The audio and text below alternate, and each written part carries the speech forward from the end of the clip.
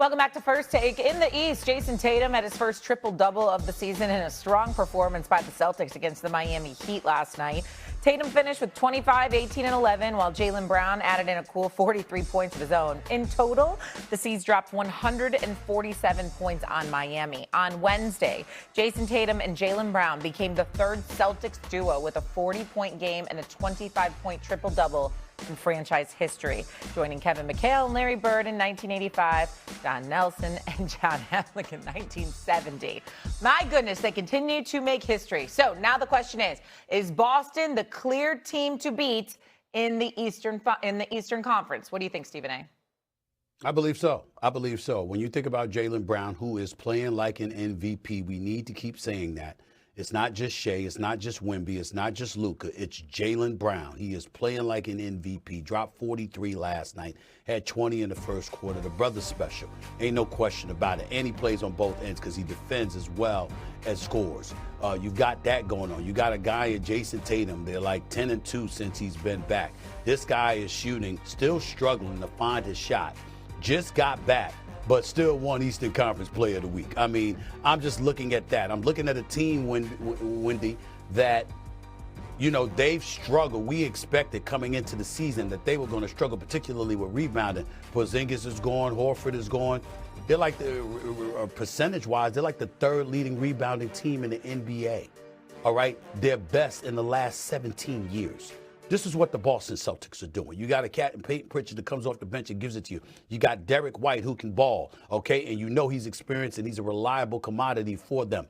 You look at everything that's flowing with the Boston Celtics right now, you can't say enough. Now, of course, with Detroit, even though they're still a number one seed and they've been winning games without Cade Cunningham, which is a testament to them, we know they're better with him. We know this dude was an MVP candidate the way that he was playing before he ended up going down with the partial lung collapse. We get all of that, right? But the thing about Detroit that you question, particularly in the event that they end up going against Boston, even though they've beaten Boston like 3 or 4 times they faced them this year, is that you're wondering about Detroit and that secondary offensive option. Who's that guy other than Cade Cunningham that you can rely upon to put the ball in the hole? That is not a problem that the Boston Celtics have. And that's exactly not a problem that you need come playoff time.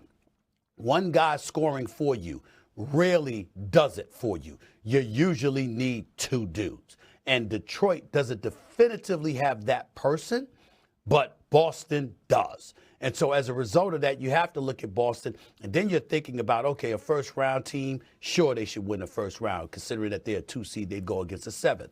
But then you have to take into account that the likelihood is that they'd go against the Knicks in the second round, a team they want badly because they got knocked out by the Knicks last year, and they're still salty about that, which has me excited because I want to see how the New York Knicks are going to respond to that challenge. You know me, Shea, I'm going to get back to my Knicks now. You know I'm not going to forget doing that.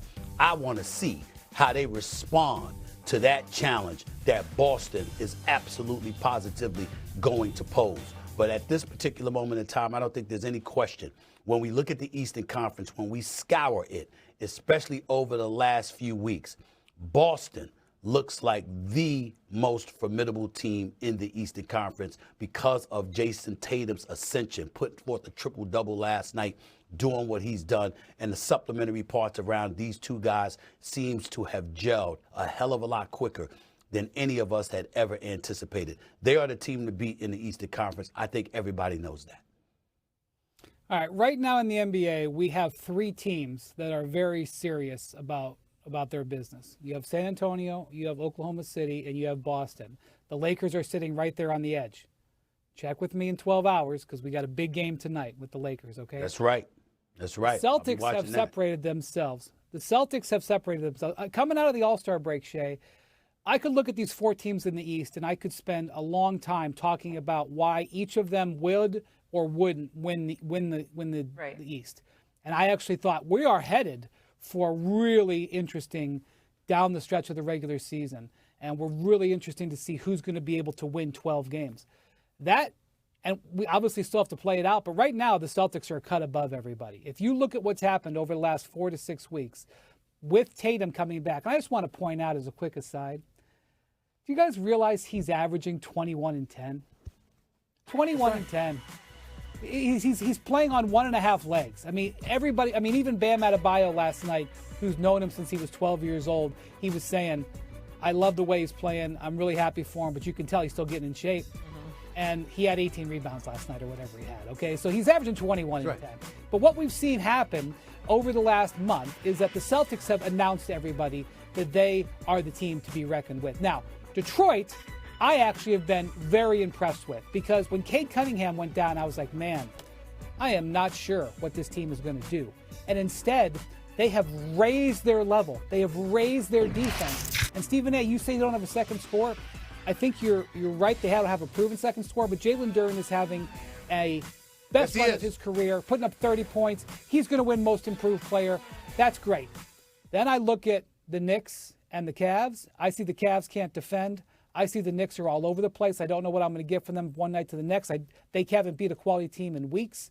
And now I see an Eastern Conference that's very divided, Shea. Very divided. Boston, some space. Detroit with, like, watch out when Cade comes back. And then a gap, and the Knicks and Cavs. That, as we've gone on here, have separated out, and the Celtics have risen to the top. And there's no doubt they're going to be the 2 seed. They're not going to lose 3 more times. The Knicks can forget about home court in the second round. That's over. And next Thursday, Stephen A., I know it's a regular season game in April, and you're never going to hear me say a regular season game in April has super extra meaning. But the Knicks play the Celtics next Thursday. And this is going to be a real test about, are the Knicks serious about this? Are they going to be able to beat this team 4 out of 7? Because right now you look at these two teams and they're an ocean apart. And I only think that the Celtics are going to get stronger because Tatum is going to get stronger. And I can't verify to you that either the Knicks or the Cavs are going to get stronger. They have the potential to do it. They have the talent to do it. Just like we thought 6 weeks ago, absolutely, they could win 12 games and win the East playoffs. But you can't look at the East right now and say any team but Boston is in your favorite seat. So, no, I went to some notes because this mattered to me, Wendy, because I'm looking, right? And if you remember, because you see me throughout the years, Wendy, and you know how I can get when it comes to my New York Knicks, okay? You know this. You know that I get in a very sour mood. Shea, you haven't been around me enough. Wendy has.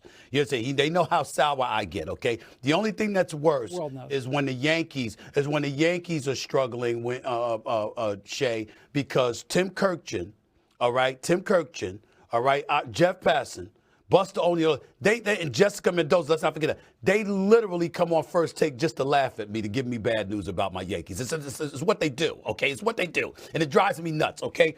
And Wendy and Perk tend to bring me bad news about my New York Knicks. They know I know it because I watch them all the time. But in the same breath, they tend to bring me bad news. Well, here's what happened.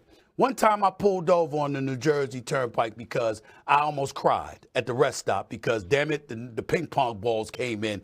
And all I needed was the Knicks to get a top 2 pick, okay? So they could get Zion or Ja Morant. And damn it, they ended up with the 3rd pick, okay? Years before that, all I needed was them to get, they had the 7th pick in the draft with Steph Curry. New York Knicks had 8th pick. This is the kind of stuff that goes on, all right? Why do I bring that up?